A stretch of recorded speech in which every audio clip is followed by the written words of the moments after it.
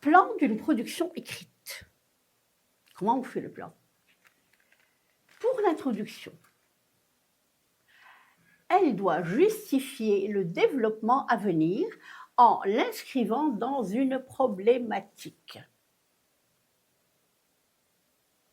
C'est-à-dire que quand je lis votre introduction, je dois savoir, je dois comprendre de quoi vous allez parler dans le développement. Vous me donnez un petit aperçu. D'accord? Bon. Et donc, elle doit justifier le développement à venir en l'inscrivant dans une problématique. L'introduction doit aussi capter, c'est-à-dire attirer l'attention du lecteur. Essayez de faire des introductions et des conclusions un peu, comment dirais-je, un peu attirantes. D'accord? Par exemple, on peut introduire un sujet par un fait d'actualité, par exemple, ou un fait historique. D'accord? On peut dire, par exemple, dans les années 1920, il s'est passé exactement la même chose. On a eu le même problème de, je ne sais pas moi, même problème du changement climatique très bizarre. Voilà, n'importe quoi. D'accord? Ou d'actualité. Au contraire, quelque chose qui est actuel. Ou encore une anecdote. L'anecdote est une histoire qui est curieuse. D'accord? Donc, si vous avez ce genre de possibilités, n'hésitez pas à les utiliser dans votre introduction. Une idée générale. D'accord? Ou bien une citation d'auteur. Je ne sais pas si vous retenez les citations d'auteur, si vous lisez, si vous aimez lire en français, et que vous avez une citation d'auteur, utilisez-la. Mais pas d'auteur ni anglais ni arabe. C'est évident, ok? Bon. À la fin de l'introduction, il est préférable, je n'ai pas dit il est obligatoire, mais j'ai dit il est préférable, d'accord? D'annoncer les grandes étapes, les grandes lignes du développement. D'accord? Il est préférable, mais pas obligatoire. Bon. Exemple, dans un premier temps, nous aborderons telle ou telle chose. Dans un deuxième temps, nous aborderons telle ou telle autre chose. D'accord? Bon. Le développement.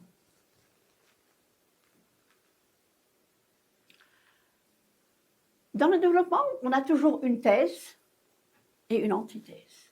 La thèse, on présente une idée. D'accord? Dans la synthèse, dans l'antithèse, pardon, on s'oppose à la première idée qu'on a donnée dans la thèse. Et on la renie. On n'en veut pas, on la refute. Hein? On refute la première idée. D'accord? La synthèse, c'est la conclusion. On fait, plus la conclusion, on fait, comment dirais-je,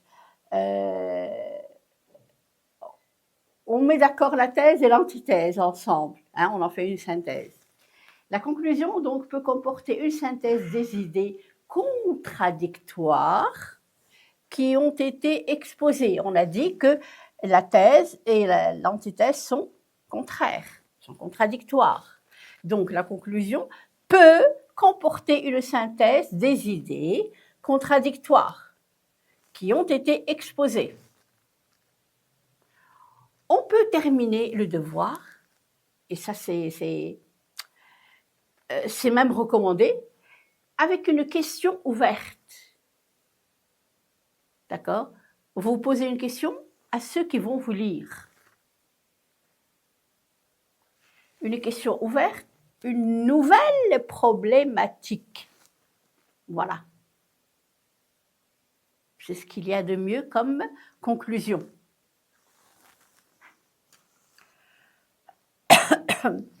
Exemple, il est bon d'annoncer la conclusion. C'est bien d'annoncer, de dire par exemple, voilà, en conclusion, en somme, comme nous l'avons vu, comme nous l'avons démontré, et la terminer par une phrase frappante aussi, ou une citation. Ah, ça c'est le plan d'une production écrite.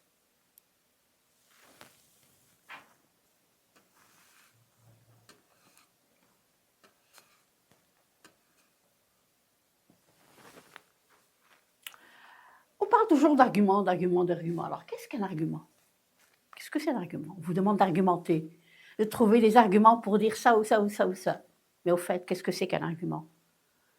Un argument est un ensemble de réflexions, de réseaux qu'on avance, qu'on donne, pour soutenir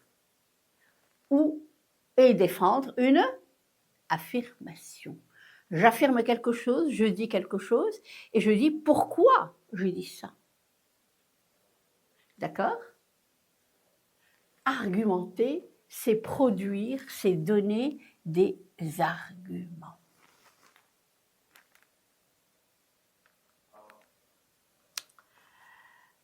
Alors, une argumentation, c'est un ensemble d'arguments pour défendre une même affirmation. Des fois, on peut dire quelque chose et avoir plus d'un argument pour convaincre celui qui va me dire ou bien celui qui va m'écouter, parler. D'accord? Donc, c'est une argumentation que nous avons. Repérer les différents types d'argumentation.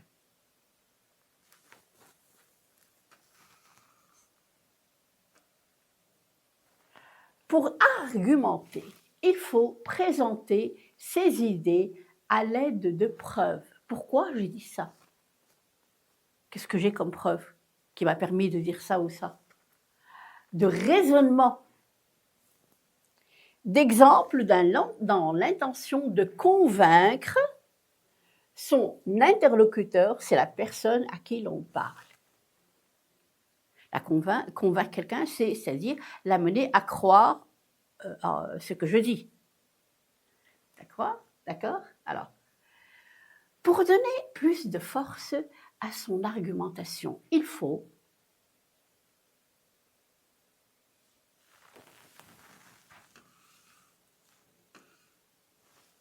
premièrement invoquer une référence prestigieuse, quelqu'un de connu, d'accord? Une autorité indiscutable, d'accord? Des spécialistes je sais pas, en médecine, en sciences, en littérature, des savants, oui, pourquoi pas, qui sont des sommités, des scientifiques qui sont au sommet, d'accord? Ou le sens commun. Généralement, on fait ça, on ne fait pas ça parce que ça, c'est mieux que ça. Voilà. Le bon sens, la vie générale. Tout le monde sait que nous savons tous que chacun sait que. Voilà.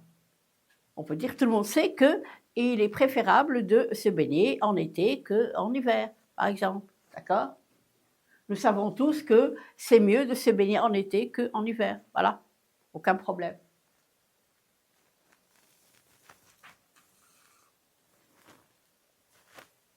On invoque des données scientifiques, d'accord? Ou des faits historiques, soit des données scientifiques ou des faits historiques, d'accord? Oui. Et les leçons de l'histoire qui servent à appuyer ce que l'on affirme. Nous avons des leçons d'histoire qui peuvent nous aider à appuyer ce que l'on dit, ce que l'on affirme. Troisièmement, pour argumenter, on donne des données chiffrées. Bon.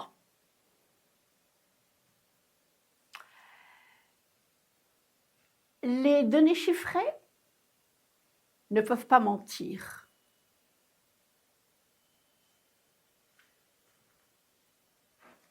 Des données chiffrées qui paraissent indiscutables, si la source indiquée est sérieuse, évidemment. Je ne peux pas mettre une donnée chiffrée sans donner ma source. Qui m'a dit par exemple qu'il y avait 20% de chômeurs en Égypte. Je ne sais pas. Je l'ai dit comme ça de ma tête. Donc, ce n'est pas du tout une référence. D'accord? Voilà. Mais quand je dis par exemple le journal Le Monde, hein, et ce n'est pas n'importe quel journal, d'accord, indique par exemple qu'en Somalie, le taux de natalité a atteint 7%. Évidemment, la phrase, je l'ai donnée de ma tête, ce n'est pas vrai, mais c'est juste pour vous montrer que lorsque je dis que le journal Le Monde a dit ça, eh ben, tout le monde doit croire. Même si c'est moi qui l'ai écrite, cette phrase. D'accord? Bon. Quatrièmement, on essaie de démontrer qu'un fait, qu'un événement va nécessairement entraîner des conséquences. Et que donc, il faut choisir la bonne solution. Voilà. On essaie de démontrer, de montrer à tout le monde que voilà, puisqu'il y a cet événement-là, eh ben, nous allons avoir nécessairement ces conséquences. Voilà. Et à ce moment-là, il faut essayer de trouver une bonne solution. Cinquièmement, on passe en revue les avantages et les inconvénients. On pèse le pour et le contre pour justifier son choix. Voilà, on voit le pour et le contre, et puis après, d'accord, pourquoi? Pour justifier son choix. J'ai choisi ça, par exemple, parce qu'il a tel ou tel avantage, et très peu d'inconvénients, par exemple.